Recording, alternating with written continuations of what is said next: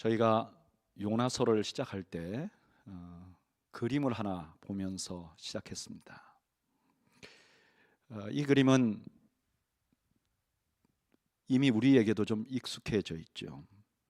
탕자의 비유, 돌아온 탕자, 그 이야기를 가지고 대화가인 럼브란트가 그린 그림이죠. 럼브란트의 그림의 특징 중에 하나는 이분은 빛을 사용해서 자기가 강조하고 싶은 사람을 이렇게 환하게 비춥니다. 그런데 이 빛이 가장 정점에 있는 저 그림 중에 가장 밝은 부분은 어딘가? 자세히 살펴보면 저 아버지의 얼굴이라는 것을 알게 됩니다. 탕자의 아버지의 얼굴을 가만히 살펴보면 하나 특이한 것이 발견이 됩니다. 그것은 그 아버지의 얼굴에 눈이 좀 짓물러 있고 잘 보이지 않는, 그러니까 시력이 무척 어려운 혹은 시각 장애인 같은 모습을 가지고 있습니다. 인터넷을 보니까 인터넷에 어떤 분들은 저 그림을 그릴 때 럼브란트 자신이 시력을 잊어버렸대요. 그래서 자기의 시력을 잊어버린 자기의 모습을 이렇게 그렸다, 이렇게 해설하는 사람도 있더라고요. 근데 저는 좀 다른 생각이 듭니다.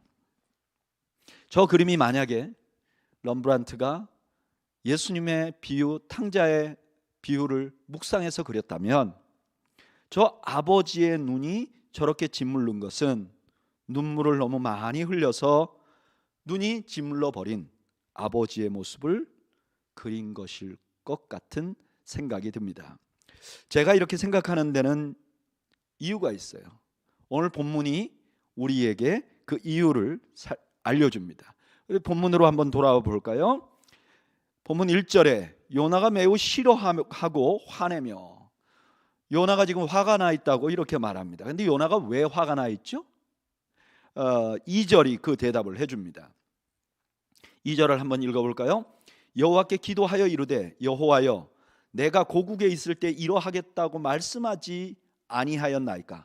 그러므로 내가 빨리 다시스로 도망하였사오니 주께서는 은혜로우시며 자비로우시며 노하기를 더디하시며 인애가 크시사 뜻을 돌이켜 재앙을 내리지 아니하시는 하나님인 줄을 내가 알았음이니이다.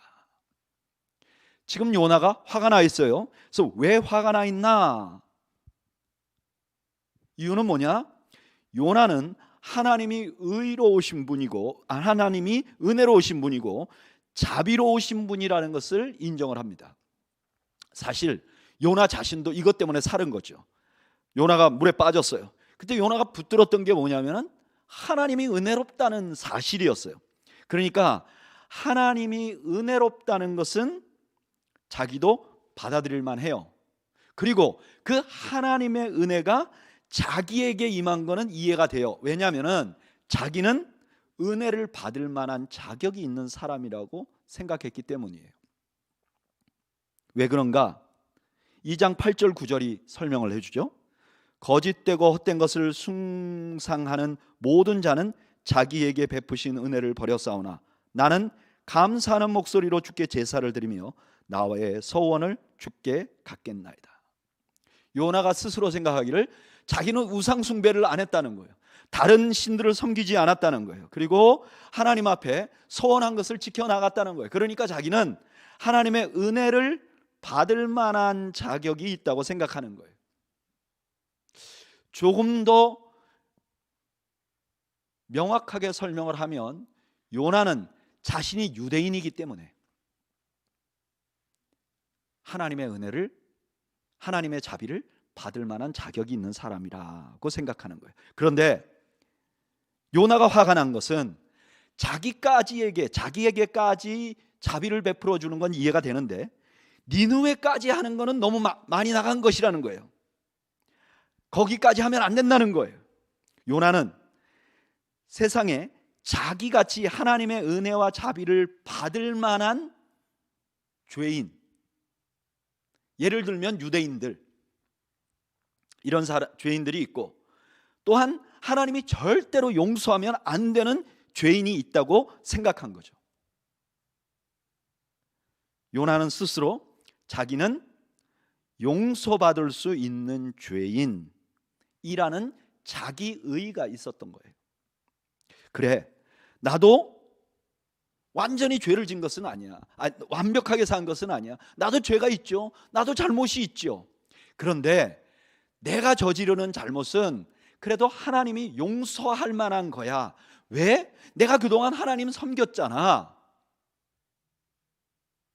내가 그래도 우상 숭배 안 했잖아.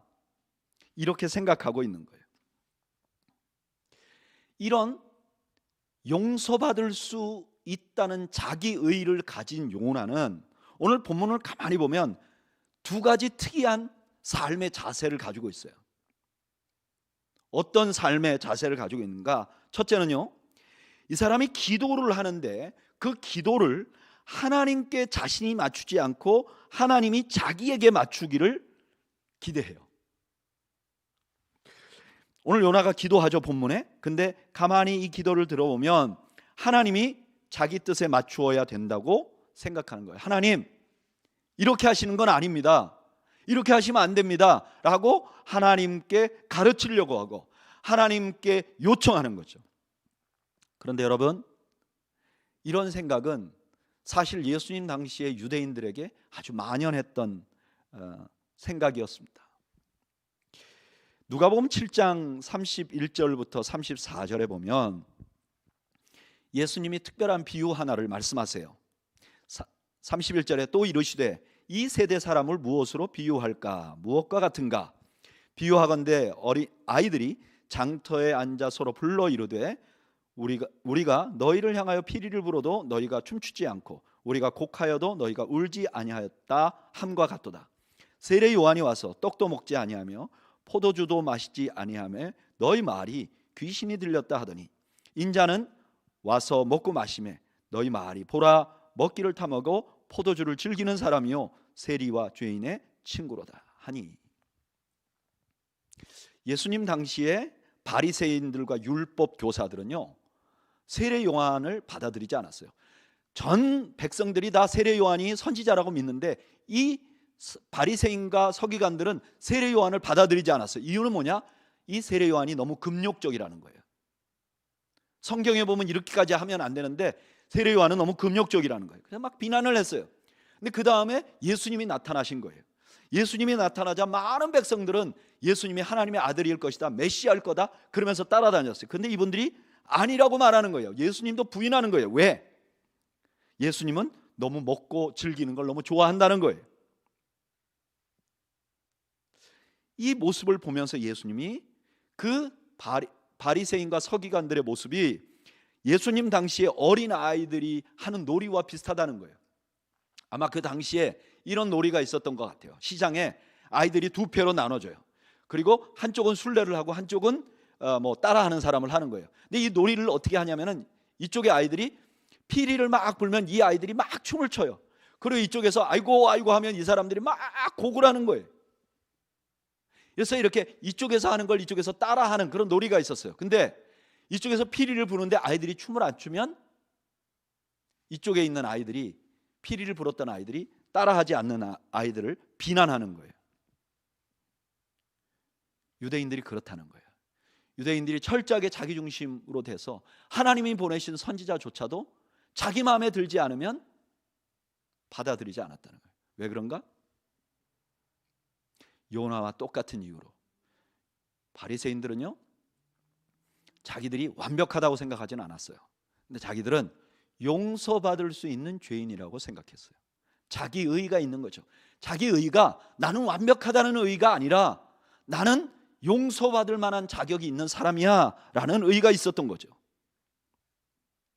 여러분, 이런 성향은 오늘 이 땅에 있는 크리스찬들에게도 종종 나타납니다. 너무나 많은 사람들이 기도할 때 자기가 원하는 것을 알아요.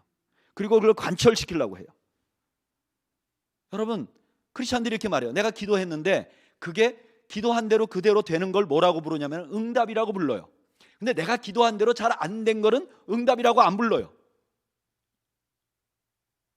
아니죠. 내가 기도한 대로 돼도 응답이고 기도한 대로 안 돼도 응답이죠. 기도한 대로 돼도 기도고 내가 기도를 많이 했는데 그대로 안 돼도 기도죠. 왜냐? 기도는 내게 맞춰진 것이 아니니까. 근데 사람들이 왜 이러는가? 왜 기도를 하면서 이렇게 자기에게 맞춰달라고 하는가? 이유는 자기 자신이 용서받을 수 있는 죄인이라는 자기 의의가 있는 거예요. 여러분 생각해 보세요. 내가 도무지 용서받을 수 없는 죄인이라고 생각한다면 하나님께 어떻게 감히 구하겠어요? 말은 안 하지만 자기 속에 의의가 있는 거죠. 그래도 내가 몇 년을 하나님 섬겼는데, 그래도 내가 교회 오래 다녔는데, 그래도 내가 직분자인데, 이런 마음이 있는 거죠. 이렇게 기도하면요, 점점 기도는 많이 하는데 욕심이 더 많아져요. 왜냐하면 우리의 욕심이라는 게 끝이 없어요. 하나님이 나에게 맞춰야 되니까, 끝이 없는 내 욕심을 막 메꿔야 되니까 기도는 굉장히 많이 하는데 욕심이 기도하는 것보다 더 빨리 많아져요. 뿐만 아니라 이렇게 기도하는 사람들은요, 이렇게 요청하는 사람들은 기도는 많이 하는데 미성숙해요. 그래서 이상하게 기도를 많이 해서 저분은 믿음이 좋은 것 같은데 믿음이 없는 것 같은 나머지가 그 믿음이 있는 것 같은 그 사람의 비율을 맞추기 위해서 전전긍긍해요. 그래서 목회하다 보면 그런 경우가 너무 많아요. 분명히 이분이 믿음이 좋고 이분이 교회에 오래 나온 사람인데 처음 교회 나온 사람들이 이 사람 비유 맞추느라고 꼼짝을 못하는 경우가 너무 많아요.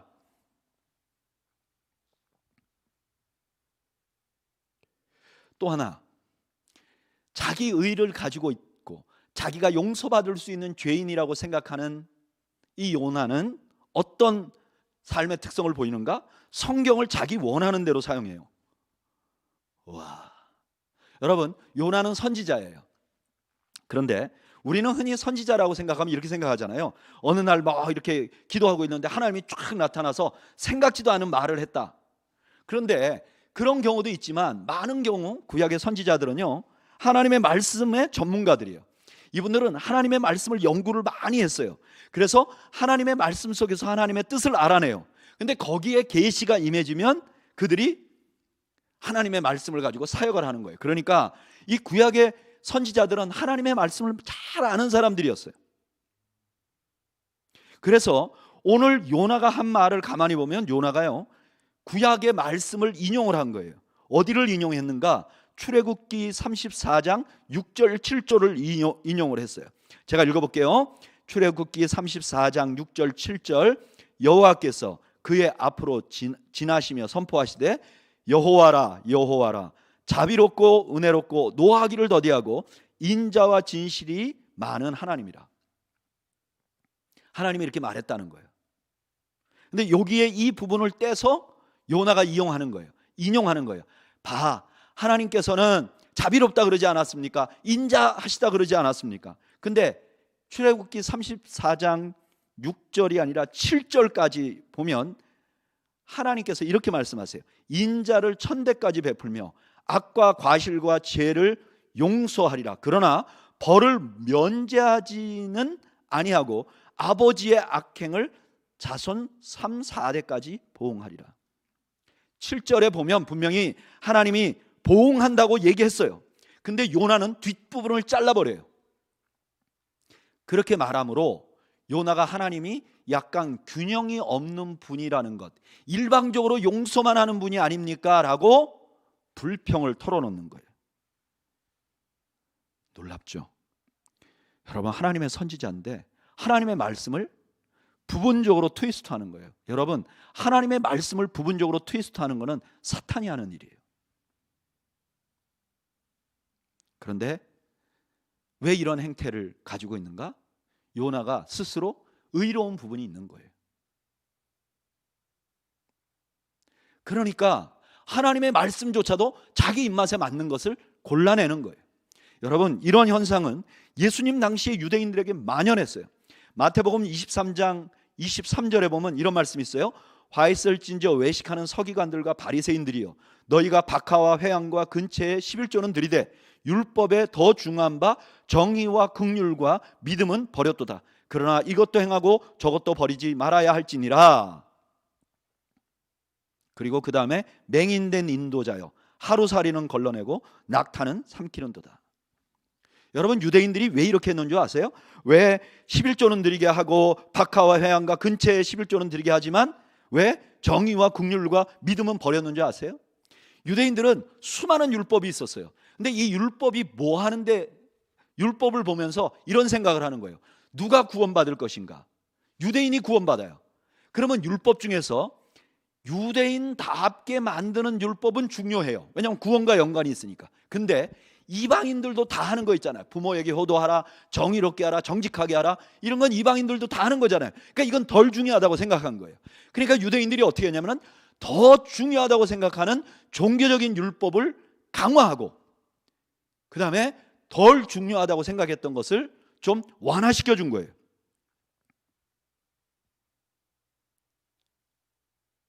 그래서 그런 사람을 예수님 뭐라 그러느냐?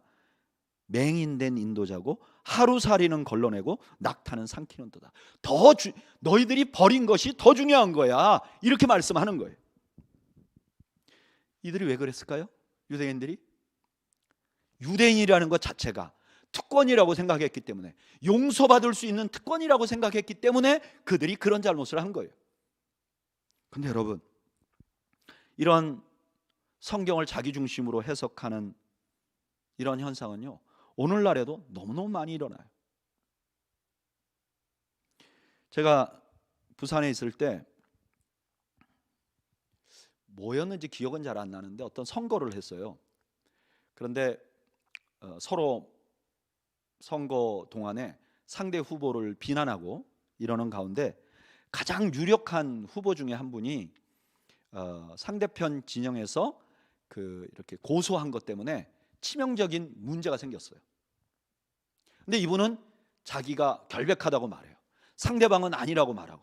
그래서 법정의 다툼까지 가게 됐어요. 근데 그 법정의 다툼으로 가게 된 그분이 주변에 있는, 그러니까 선거권 안에 있는 사람들에게 자기가 결백하다고 하는 그 말을 하나 남기고 법정에 재판을 받으러 가셨어요. 근데 그분이 천주교 신자였던 것 같아요. 그래서 맨 마지막에 이렇게 썼어요. 내가 오늘 아침에 법정에 가기 전에 이 말씀을 묵상했습니다. 그러면서 시편 22편을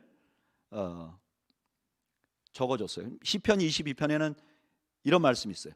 개들이 나를 애워쌌으며 악한 무리가 나를 둘러 내 수족을 찔렀나이다. 그러니까 자기를 비난하는 모든 사람들이 개들이라는 거예요. 결국 재판에 갔는데 이분이 유죄 판결을 받았어요. 그분이 잘못했다는 게 드러났어요. 이분은 성경을 자의적으로 해석하고 은혜를 받은 거예요. 왜 그랬을까요? 자기 의가 있는 거죠. 나는 하나님을 사랑하고 저들은 사랑하지 않는다는 전제가 있는 거죠. 저들은 버렸고 나는 구원받을 만한 사람이라고 생각하는 거죠.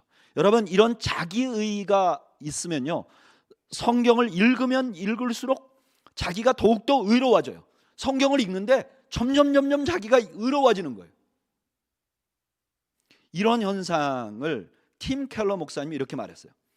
당신이 성경을 읽으면서 자신이 더욱더 의롭게 여겨진다면 성경을 잘못 읽고 있는 것입니다. 내가 성경을 많이 읽는데 읽으면서 내가 진짜 괜찮은 사람인데 이렇게 생각되면 안 된다는 거예요. 잘못 읽고 있다는 거예요. 계속해서 이분은 이렇게 말해요. 자신의 옳음과 의로움을 확인하여 자신의 자아를 부풀리고 다른 모든 일을 질타하는 데 성경을 사용할 경우 성경 공부는 죽음의 원천이고 사탄의 일이 된다는 결론을 내린다. 강력하죠.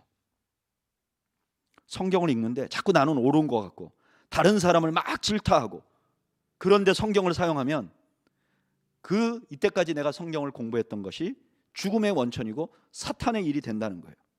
여러분, 성경은요, 자기 의를 구축하는 게 아니라 하나님 앞에 나의 부족함을 알게 되고 내 삶을 바꾸어 나가는 거죠. 그냥 내가 알기만 하고 나의 삶을 고쳐나가지 않으면 내가 알고 있는 하나님의 말씀이 나를 오히려 무너뜨리는 거잖아요.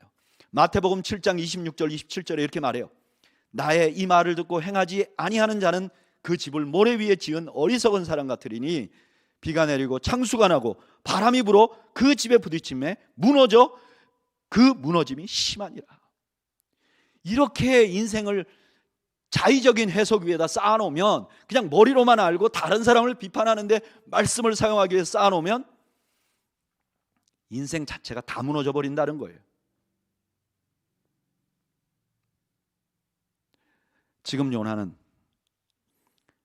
자기의라는 것을 가지고 있기 때문에 하나님 앞에 기도하면서도 자기에게 맞추라고 하고, 심지어 하나님의 말씀도 트위스트 해버립니다. 이렇게 하니까 요나 자신은 어땠는가? 이렇게 하니까 요나는 화가 나는 거예요. 누구에게 화가 나 있죠? 지금 대상을 분명히 밝히진 않지만 분명한 것은 하나님에게 화가 나 있어요. 또 조금 더 확대해서 생각하면 이 상황에 대해서 요나가 화가 나 있는 거예요. 요나는 모든 게 불만스러웠어요. 하나님도 불만스럽고 이 상황도 불만스럽고, 그리고 또 하나의 중요한 반응은 요나서 4장 3절에 나와요. 여호와여 원하건대 이제 내 생명을 거두어 가소서. 사는 것보다 죽는 것이 나음이니이다. 죽고 싶다 그러는 거예요. 절망하는 거예요. 자기가 용서받을 수 있는 죄인이라고 하는 사람, 의에 사로잡힌 사람의 중요한 특징은 자기가 행복하지 않다는 거예요. 자기 의가 살아있는 사람들의 중요한 특징은 자기가 행복하지 않다는 거예요. 그리고 마음에 불만이 생긴다는 거예요. 그리고 스스로에게 절망이 생긴다는 거예요. 지금 요나의 모습은 유대인들의 모습을 대변하고 있어요. 그리고 오늘날도 자기 의의를 가지고 있는, 용서받을 수 있는 사람이라는 자기 의의를 가지고 있는 모든 사람의 모습을 대변하고 있는 거예요. 그 다음 성경은 그 요나를 하나님이 어떻게 다루시는지를 말해줍니다. 자, 요나가요 화가 났어요. 그래서 성읍 동쪽에다 초막을 짓고 이게 망하나 안 망하나 보고 있는 거예요. 근데 태양이 너무 뜨거워요. 그래서 괴로워 죽겠는데 하나님이 박노쿨을 자라게 해서 그에게 그늘을 줍니다. 요나가 한결 편했어요. 근데 다음날 하나님이 벌레를 보내가지고 이 박농쿨을 갉아먹어 버리게 해요. 그랬더니 요나가 또 죽겠다고 그러는 거예요. 제가 보니까 죽겠다 그러는 건 유대인도 그렇고 우리나라 사람들도 죽겠다는 말을 잘 썼던 모양이에요. 어쨌든 죽겠다 그래요. 그런 죽겠다고 하는 요나에게 하나님이 이렇게 말씀하세요. 10절 여호와께서 이르시되 내가 수고도 아니하였고 재배도 아니하였고 하룻밤에 났다가 하룻밤에 말라버린 이 박농쿨을 아꼈거늘 하물며 이 큰 성읍 니느웨에는 좌우를 분별하지 못하는 자가 12만여 명이요 가축도 많이 있나니 내가 어찌 아끼지 아니하겠느냐 하시니라. 하나님이 그 요나에게 뭘 가르쳐 주냐? 내가 그들을 아낀다. 근데 여기 아낀다는 말이 히브리어로 헤세드예요. 헤세드는 사랑, 자비 이런 뜻이 있어요. 그런데 헤세드라는 말 자체에 포함된 더 깊은 의미는 뭐냐면 이런 거예요. 누구 또는 무엇으로 인해 슬퍼하고 마음이 부서져 우는 모습이 헤세드예요. 그냥 단순한 사랑을 갖는 게 아니라 너무 사랑하기 때문에 그 사람으로 인해서 슬퍼하고 마음이 부서져서 우는 모습이 헤세드라고요. 근데 이게 원래 어디에 쓰였던 말이냐면 유대인들에게 쓰였던 말이에요. 구약의 하나님의 백성을 향하여 하나님이 어떤 마음을 가지고 있는지를 보여줄 때 썼던 말인데 지금 이거를 하나님이 니느웨에게 해당시키는 거예요. 이렇게 하는 거죠. 요나야, 네가 생각할 때 정말 용서받지 못해야 될 것 같은 그 니느웨 사람들, 그들을 향해서도 내가 헤세드가 있어. 내가 그들 때문에 눈물이 나고 내가 울음이 그쳐지지 않아. 내 눈에 진물이 왜 났느냐? 내 눈이 왜 이렇게 시각장애인같이 변해버렸느냐? 내가 그 아들 때문에 울고 또 울기 때문에 그렇게 된 거야. 여러분, 이것이 요나서에서 하나님이 우리에게 알려주고 싶은 메시지예요. 여러분, 하나님은요 죄인들을 사랑하세요. 하나님은 죄인들을 사랑하세요. 하나님이 용서하지 못할 죄인은 없어요. 그 하나님의 마음을 가장 잘 보여주신 분이 이 땅에 예수님이세요. 예수님은요 죄인을 불쌍히 여기셨어요. 오히려 예수님이 질타한 사람들은 어떤 사람들이냐, 자기가 용서받을 수 있는 죄인이라고 생각하는 바리새인과 서기관에게는 질타했지만, 그러나 스스로 죄인이라고 생각하는 죄인들에게 예수님은 늘 컴패션, 헤세드를 보여주셨던 분이세요. 비비 워필드라는 정말 금세기, 지난 세기에 가장 뛰어난 신학자가 있어요. 이분이 논문을 썼는데 그 논문의 주제가 뭐냐면은 예수님이 겪으신 감정. 성경을 다 분석해서 예수님이 이 땅에서 겪으신 감정들이 어떤 것이 있는가, 그걸 다 기록해서 이것이 어떤 의미인지를 연구했어요. 근데 그 연구를 마치고 이분이, 그러면 예수님이 이 땅에서 보여주신 감정 중에 가장 많은 감정, 그러니까 예수님의 마음에 가장 많이 차지하고 있었던 감정은 뭔가? 이분은 긍휼이라고 말해요.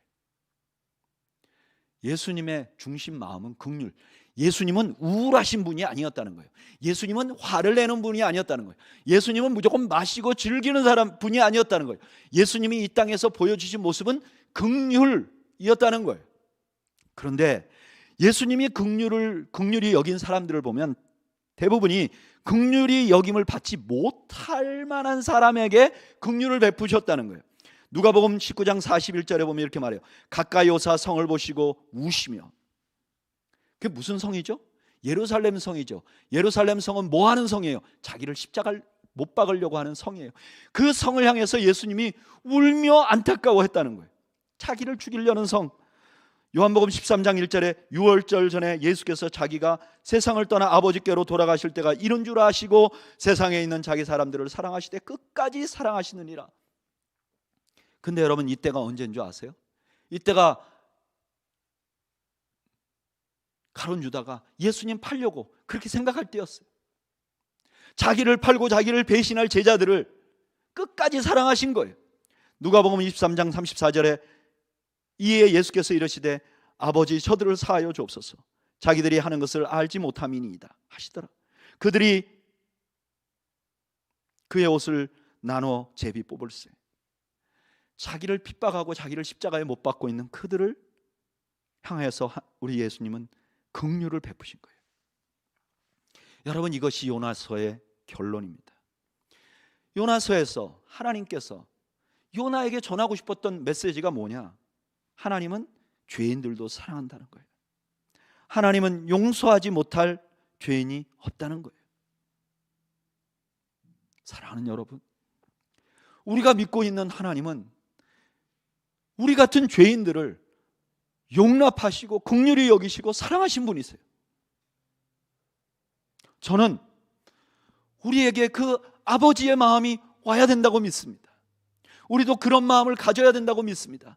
여러분, 우리가 긍휼히 여겨야죠.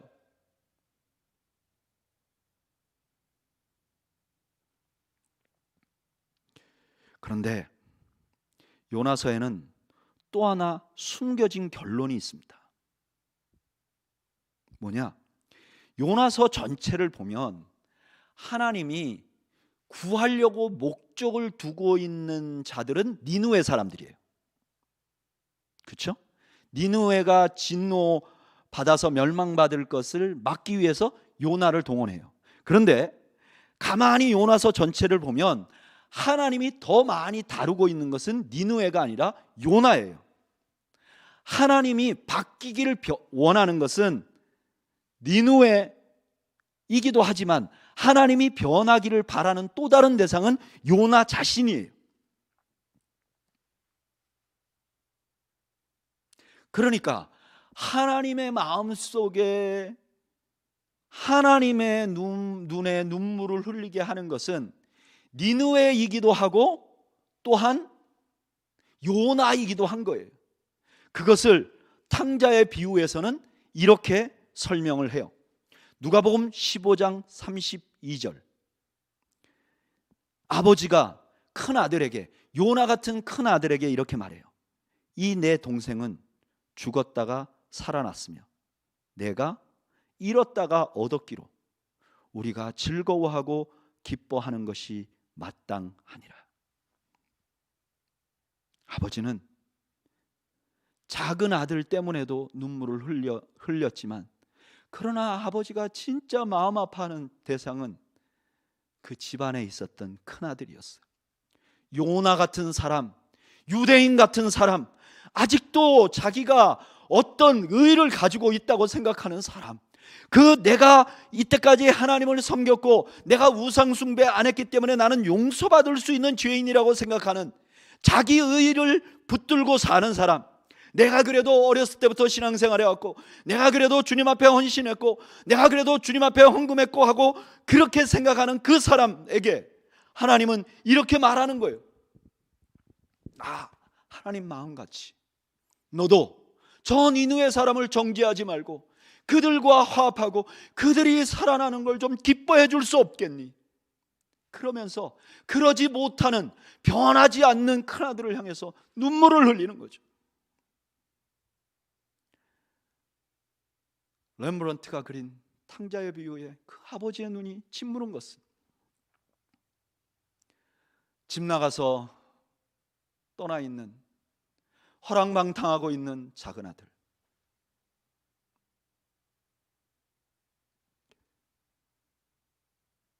그 작은 아들 때문이기도 했지만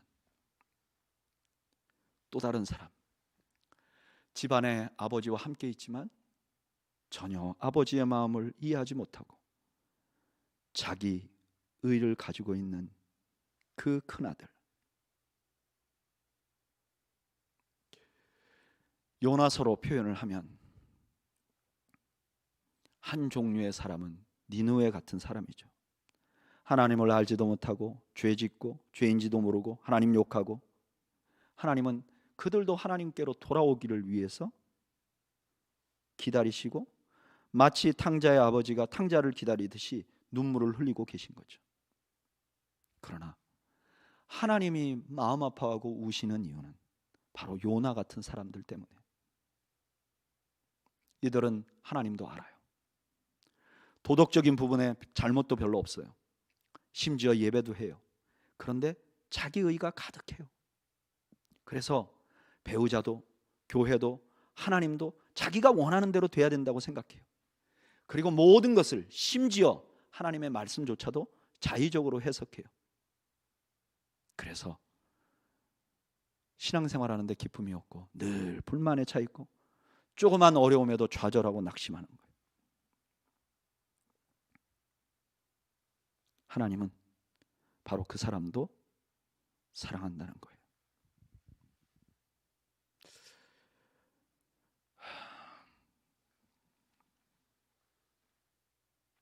저는 그동안 우리가 조금 있다가 부를 하나님 아버지의 마음이라는 찬양,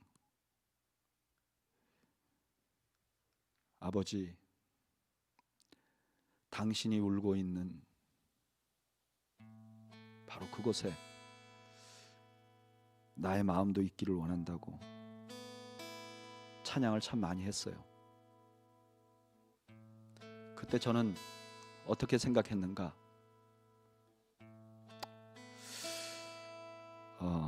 하나님의 눈에 눈물이 흐르게 하는 것,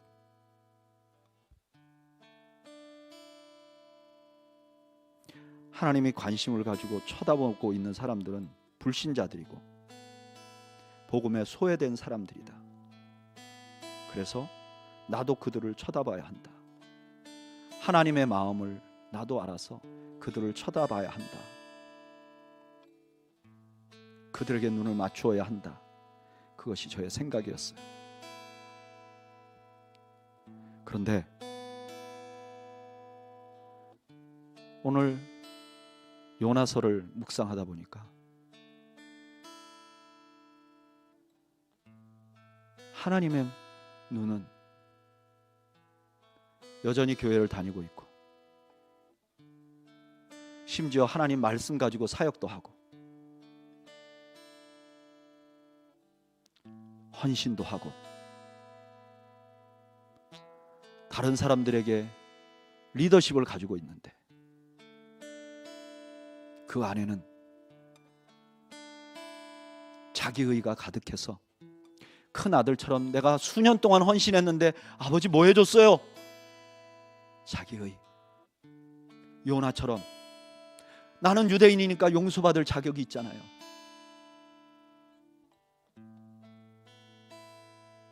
그런 사람을 향해서 또한 눈물을 흘리고 있다는 사실을 요나서를 묵상하면서 다시 한번 들게 됐습니다. 말씀을 들으면서 눈치채신 분들도 있겠지만 저는 요나서를 묵상하고 강의하면서 요나의 모습 속에서 바로 저의 모습을 많이 봅니다.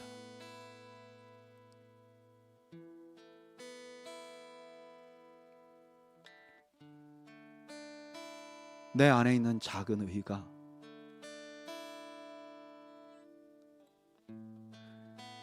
내가 의지하고 있는 그 의로 세상을 보니까 하나님도 원망스럽고 또 무언가 조금만 안 되면 좌절하는 나의 모습,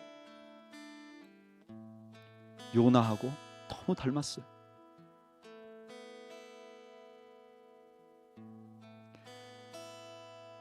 그리고 눈을 돌려서 제 주위를 보니까 죄송하지만 우리 그레이스 밸리 교회도 요나가 많아요. 저하고 비슷한 사람들. 여러분, 하나님이 우리를 보고 안타까워하고 있다는 사실을 볼 수 있어야 합니다.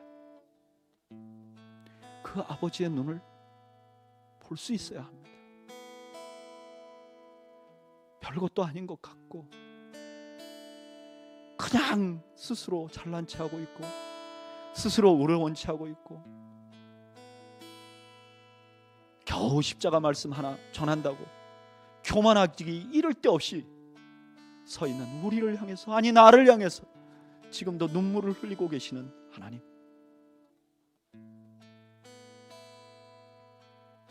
우리가 그 눈물을 볼 수 있어야 합니다. 그리고 나의 그 알량한 의가 얼마나 추악한 것이고 하나님을 반역하는 것이고 대적하는 것이고 얼마나 엄청난 죄악인지를 다시 한번 보는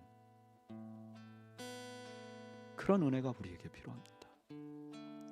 우리 한번 이 시간에 아버지 하나님의 마음 찬양을 좀 드리면서 나를 보고 있는 하나님의 모습을 우리가 함께 발견하는 시간이 되시기를 바랍니다. 우리 한번 찬양할까요?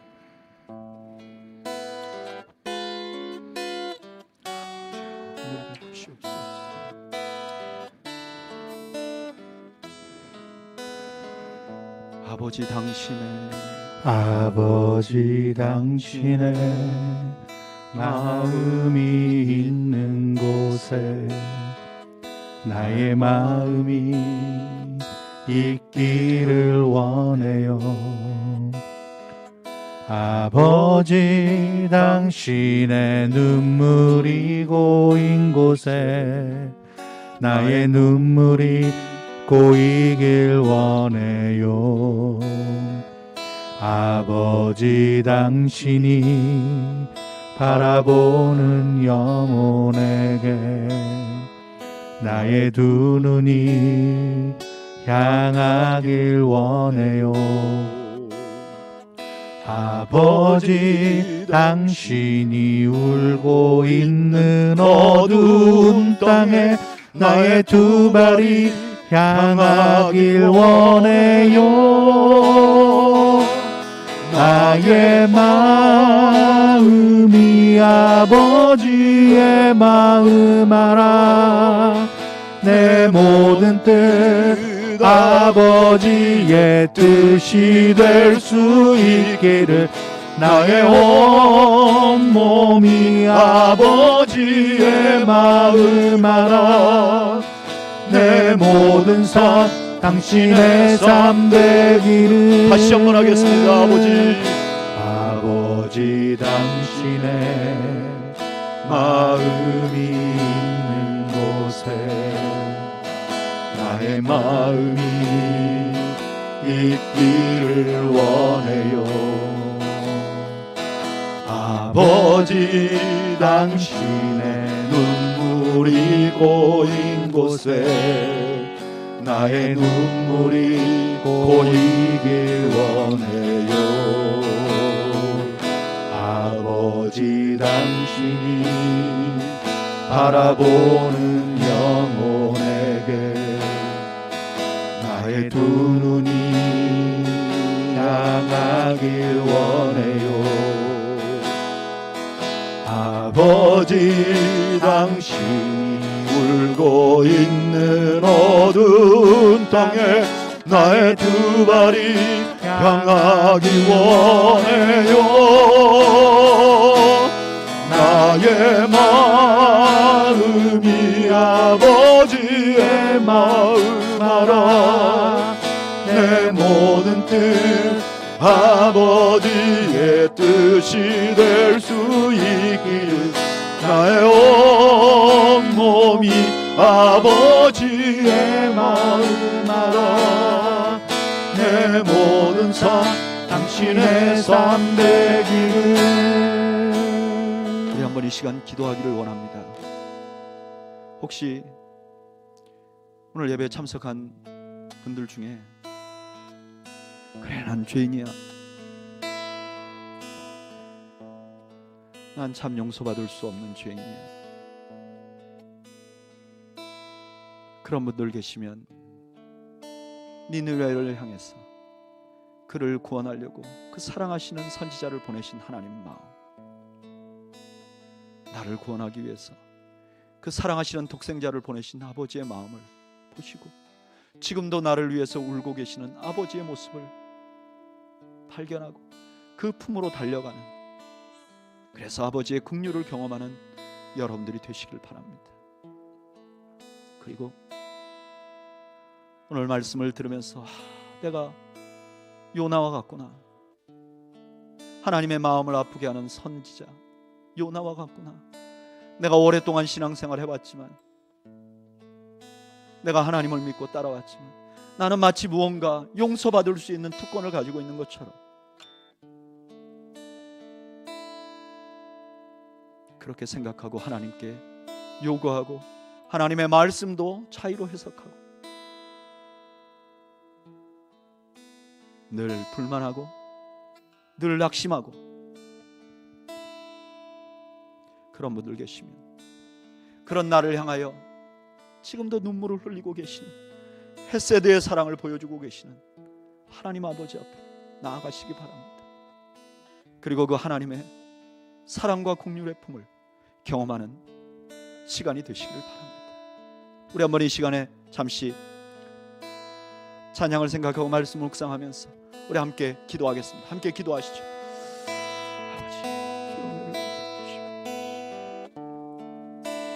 하나님 아버지, 하나님 아버지,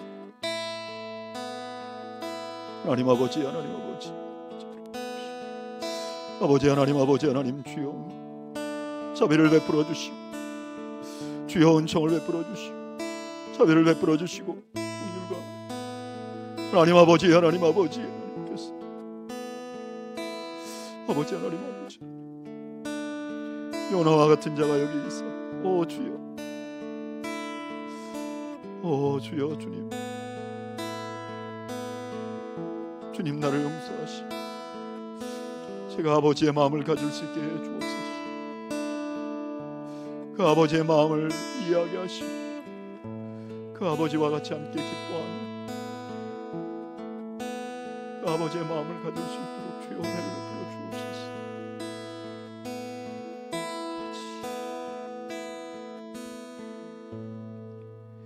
이제는 죄악 가운데 죽을 저희를 위하여 십자가를 지신 우리 구주 예수 그리스도의 은혜와 그 아들을 보내신 아버지의 사랑과 우리와 함께 하시며 우리에게 인내하시고 변화시키기를 원하시는 성령님의 교통하심이 오늘 진정한 의미의 탕자로 요나 같은 삶을 살았던 우리들을 돌아보고 우리를 여전히 긍휼히 여기시는 하나님 품에 안겨서 참 기쁨과 소망을 경험하기로 다짐하는 주의 백성들 머리머리 위와 이들의 가정과 생업 위에 지금으로부터 영원 무궁토록 함께 있을지어다. 아멘.